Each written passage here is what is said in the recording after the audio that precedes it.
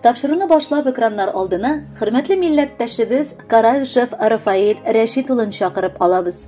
Бүген ул үзенең 60 яшьлек гүзәл юбилейлы туган көнен каршылый. Онтылмаслык гомер бәйрәме белән ихластан аны әнисе Румия, тормыш иптәше Фәриха, бала оныклары, энесе, сеңлесе, племянниклары гаиләләре белән котлап, җылы теләкләрен җиткерәләр.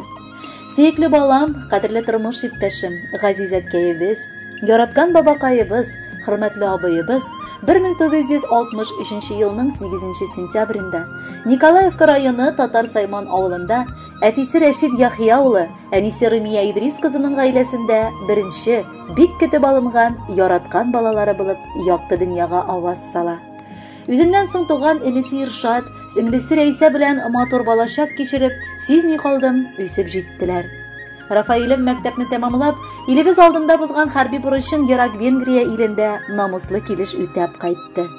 Узакламый үз тормышын булдырыр өчен Тольятти шәһәренә күчеп китеп, кадерле киленем Фәриха белән матур гаиләләрен корып җибәрделәр. Үзләренең дәвамлары булып, татлы балаларын якты дөньяга тудырып, бүгенгесе көндә инде оныклар бәхете татылар. Улым һәр вакыт бик гадел, гади, намуслы, таләпчән булды.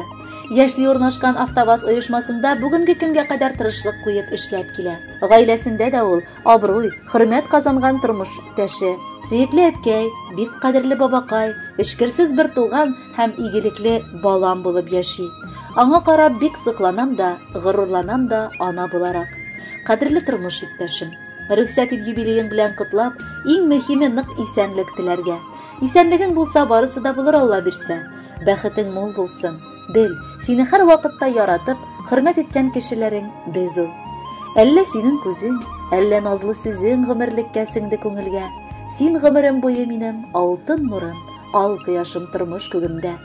Бүгенге көн бер кайчан да онытылмый торган көн. Әй сөеклем, бердән-берем, ул бит синең туган көн.